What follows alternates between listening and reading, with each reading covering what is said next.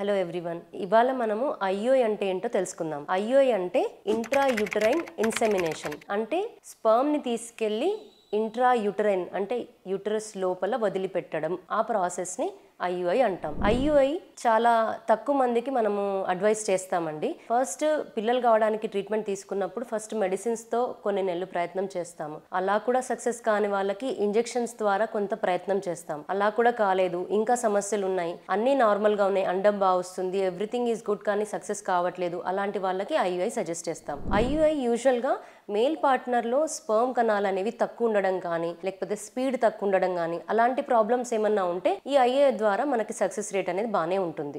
This is female reproductive system అండి. ఇది vaginal canal. మామూలుగా కలిసినప్పుడు కణాలు వెజైనాలోకి ల్యాండ్ అవుతాయి. ఇక్కడ నుంచి స్పర్మ్ అదంతకదే పైకి స్విమ్ చేసుకుంటూ వెళ్తుంది, ఇలా గర్భసంచిలోకి వస్తుంది. ఇది సర్విక్స్ అన్నమాట, ఇది ముఖద్వారం. ఇక్కడ నుంచి వచ్చేసి గర్భసంచిలోకి ట్రావెల్ చేస్తుంది అనమాట. ఇక్కడ మనకి ఆస్టియా అని చిన్న ఓపెనింగ్స్ ఉంటాయండి. అయితే ఆ ఓపెనింగ్స్ ద్వారా ఇవి ఫెలోపియన్ ట్యూబ్స్. ఈ ఫెలోపియన్ ట్యూబ్ లో హాఫ్ వే వరకు స్పర్మ్ అనేది వచ్చేస్తుంది. అయితే అండాశయం నుంచి ఎగ్ వచ్చినప్పుడు పొట్టలోకి వస్తుంది. ఈ ఎగ్ అనేది ఈ ట్యూబ్ లోకి ఇలా హాఫ్ వే వస్తుంది. సో ఎగ్ స్పర్మ్ మనకి ఫర్టిలైజేషన్ అయ్యేది ఈ ఫెలోపియన్ ట్యూబ్ మిడ్ వేలో.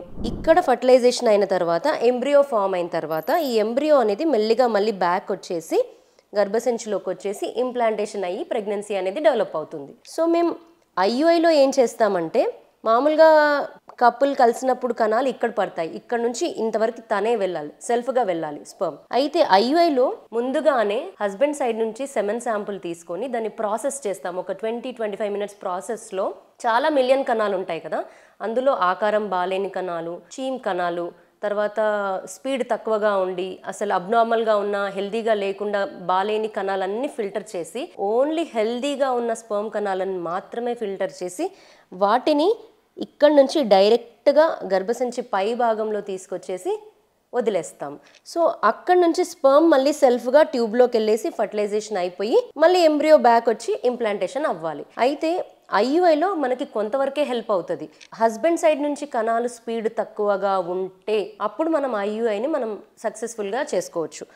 లేదా ఫీమేల్ పార్ట్నర్లో కొంతమందిలో ఈ సర్విక్స్ అండ్ వెజైనల్ ఏరియాలో కొన్ని సెక్రీషన్స్ వల్ల స్పర్మ్ అనేది పైకి వెళ్ళడానికి ఇబ్బందికరంగా ఉంటుంది. న్యాచురల్ ప్రాసెస్లో అది పాసిబుల్ కాదనమాట. అప్పుడు మనం ఆల్రెడీ కెథెటర్ ద్వారా ఇక్కడ దాకా వదిలేస్తాం కాబట్టి ఇక్కడ నుంచి ఏదైనా డిఫెన్స్లో ఏదైనా ప్రాబ్లం ఉండి స్పర్మ్ పైకి వెళ్ళకుండా ఇబ్బంది పడుతుంటే ఐయుఐ ద్వారా సక్సెస్ చేయొచ్చు. నా ఛానల్లో రిప్రొడక్టివ్ హెల్త్ గురించి కానీ, ఆడవాళ్ళకి సంబంధించిన సమస్యల గురించి కానీ, దానికి సంబంధించిన సొల్యూషన్స్ గురించి కానీ మనం డిస్కస్ చేసుకుందాము. మరిన్ని అప్డేట్స్ కోసం నా ఛానల్ని ఫాలో అవ్వండి.